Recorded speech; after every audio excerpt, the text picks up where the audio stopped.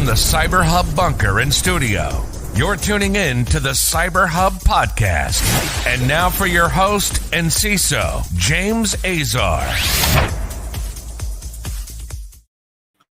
All right, everyone. Good morning. Happy Tuesday, October 26th, 2021. Good morning, good evening, good afternoon, wherever you may be in the world tuning in to today's Practitioner Brief. We're going to get you the latest news in cybersecurity today, just with the right dose of exactly what you need to do in order to keep your organization safe and protected.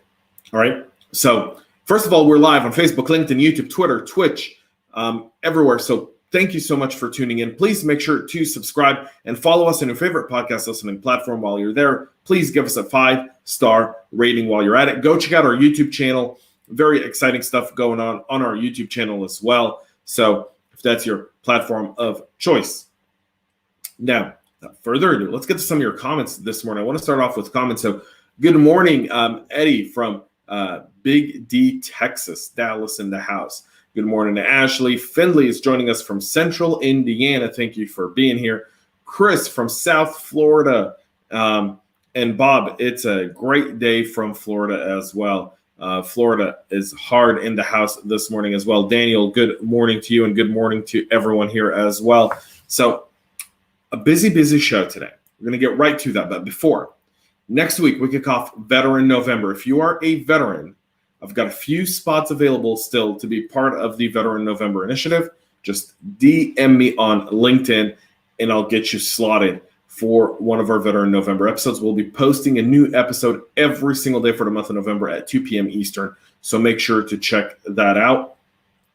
Cybersecurity, National Cybersecurity Awareness Month is nearly over. I'll have a guest on the show as well on Thursday as we wrap up this month as well. And then Monday next week, we kick off November, one of my favorite months of the year for a lot of different reasons. But Veteran November, I can't wait to show you guys the stories this year are just magnificent. You'll definitely want to tune in for those. Now, shout out to KnowBe4 for their support of the show. And without further ado, let's grab our cup of coffee this morning, whatever you are drinking. Coffee, Red Bull, cold coffee. I've got my double espresso as usual. Like I don't deviate, right? It's if you're a big Seinfeld fan, the character of Steinbrenner in there would eat the same lunch for 16 years if it was good. So I also do not leave my coffee, my beautiful double espresso. Coffee cup cheers, folks.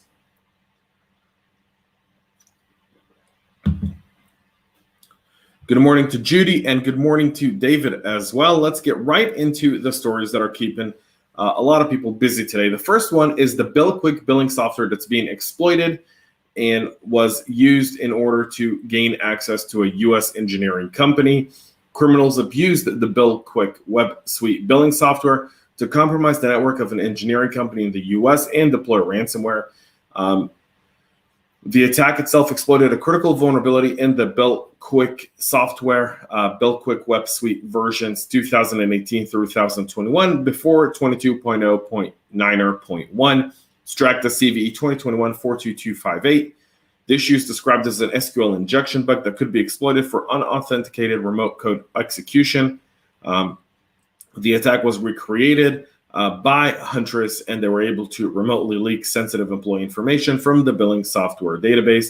They've also discovered that the BillQuick web suite would create, during installation, a built-in SA account that would provide full access to the backend database server, even if the software was set up with specific restrictions in place. Using a crafted SQL query, an attacker could abuse the account to achieve arbitrary code execution. The engineering company felt this firsthand, and something extremely significant when you talk about billing softwares, third-party companies within your environment. It's really critical that we look beyond a SOC 2 report and a pen test report. I know that that's the standard, but just because it's the standard doesn't make it effective. What we need to look at is the flow of data. Look over diagrams, understand the integration, sit with your integration team and understand if we integrate this way, what's the forward, backward aspect of it? Are there any places where we could be compromised? And then as such, put in the controls in place in order to put a stop to it. But if you don't do that, what you're going to end up with is stuff like this, where people just really integrate quickly and say, well, security isn't on me. Well, it is. It always is. You're always responsible for your own security, regardless if the vulnerability comes from a third party. And that's something to really keep in mind right now, folks. So keep that in mind. So we'll move on to Android users. Once a week, we got to talk about Android users. Although in the last about month and a half, Android users have not been as big, but now millions of Android users were targeted in a subscription fraud campaign that is all over the web. A massive fraud campaign utilizing 151 Android apps with 10.5 million downloads was used to subscribe users to premium services without their knowledge. Avast discovered the campaign, naming it Ultima SMS, and reported 80 associated apps that they found on the Google Play Store. While Google quickly removed the apps, the fraudsters likely amassed millions of dollars in fraudulent subscription charges from it.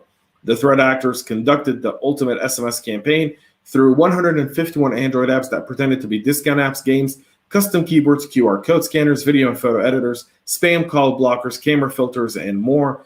And you can obviously see the rest of the story. You know where this is going. You see where the numbers are. They obviously targeted people in Egypt that has some of the world's lowest GDP, Saudi Arabia, Pakistan, UAE, Turkey, Oman, Qatar, Kuwait.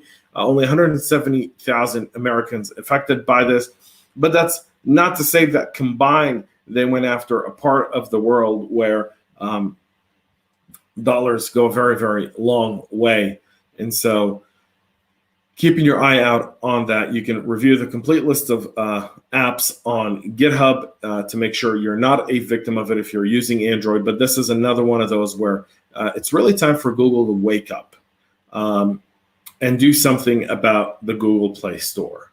You've got to put some sort of policy in place to get these companies and these threat actors to discontinue using your platform as a way to defraud millions of people. And you can tell here just alone, these numbers are frightening with the amount of downloads and amount of people that were probably defrauded because of this. They targeted specifically MENA users, and that's going to have some lasting impact as well. Let's get to quick shout out to Carlos Rodriguez. Good morning. I'm glad you finally made it live, and good morning to the awesome Mr. James McQuiggan as well. Let's go to our third story today, where a new attack lets threat actors collect and spoof browsers' digital footprint. So we talk about this because what we're looking at today is the change of network, the update of endpoint with remote work, with people using their own personal devices working from their home networks. Yes, some companies are going back to normal, but a lot of people are enjoying the balance of working from home and going to the office for a few hours and not having to do the rat race. That's part of the evolution of our time. Now, as security practitioners, we ought to look at that and we ought to get a little bit better of how we do this. This specific vector of attack talks about leading a user to visit the attacker's controlled website. They then acquire the browser's fingerprint information. They're using that browser information to visit other targeted websites, which are recognized as a U and not an A, and they're pushing ads based on U's, which and this is to prior browsing behavior. They're using spoofing methods like script injection, browser settings, and debugging tools, script modification. And once they do that, they're able to create a ton of fraud, specifically around the idea of ad fraud. So academics from Texas A&M dubbed the attack system Gummy Browser, liken it to nearly a 20-year-old gummy finger technique that can impersonate a user's fingerprint biometrics. So we often talk about biometrics, and you hear people talk about biometrics as being like the next big thing, but biometrics are essentially a math formula that once you know how that formula is operated, you can inject script and fool a system. You don't necessarily need to have the biometric. Some devices within some OSs have to feel the pressing of the fingerprint per se, but you could see that in future devices that may not always be the case. The idea is that the idea is that attacker A first makes user U connect to his website, and then transparently collects all the information from you that is used for fingerprinting purposes. Think of cookies. And then A, orchestrates a browser on his own machine to replicate and transmit the same fingerprinting information when connecting to W, fooling W to think that you is the one requesting the service rather than A. Now, this is going to become significant because once this is done in, ads or in fooling others, this could be done to fool our own way that we verify or validate a user accessing our network, our data, or our systems. Something to keep in mind going forward is look at your single point of truth. Understand that you should have a multi-factor authentication method. I'm not talking about the standard app with a code, but how you authenticate your user multiple times throughout their experience accessing your system from home as well. So keep that in mind. We'll move to a story by Krebs talking about how the Conti ransom gang is starting to sell access to victims openly. So the Conti shaming blog has now been transformed where they're selling access to customers that have already gained access to other cyber criminals.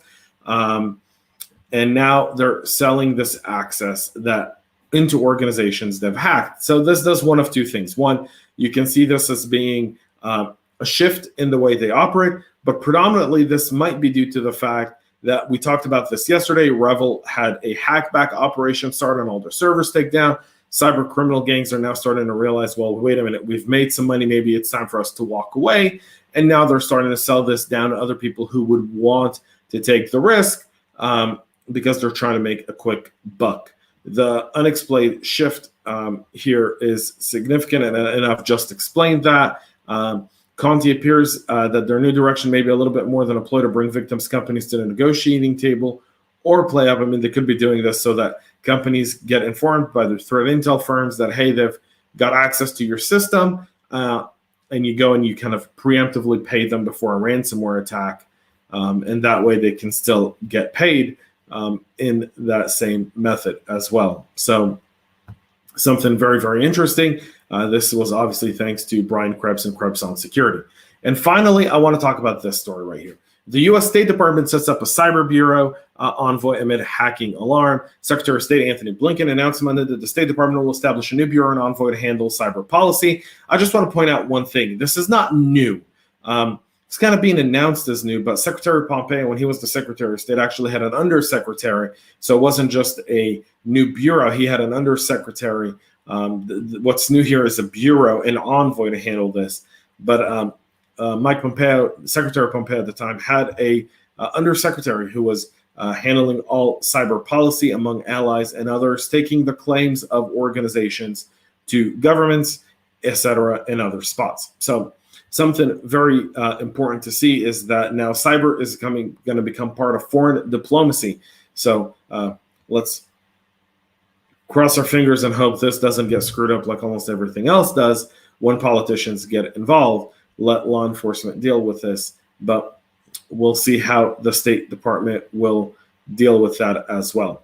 Folks, that's it for our practitioner brief here today. We'll be back again tomorrow at 9 a.m. with a lot more. Thanks so much for all the comments. Thank you for everyone for tuning in today. Again, the show will be available on audio on our favorite podcast listening platform. You can go check it out there, or go check out our YouTube channel for all the latest and greatest. Ton of content on our YouTube channel as well, and a CISO Talk podcast of the last few weeks. I was supposed to drop a bunch of episodes, unfortunately, not unfortunately, but my wife and I had a beautiful little son, and so I've been really busy with that. I have not had the chance to drop those episodes. They'll be dropping this week, so you don't want to go. You might want to go and check those out as well. Ashley says, I think we need to apply specific criteria to dictate what apps can be listed on Google Play. Yes, they do. Google actually needs to do more than that, Ashley. They need to really tighten ship there. Take out the Apple playbook and just follow it to the T. That's really important. Till tomorrow, have a great rest of your day. Enjoy your Tuesday, and I look forward to seeing everyone again tomorrow. Until then, stay cyber safe. We love feedback, so make sure to connect with us on social media and subscribe to our podcast on your favorite podcast listening platform.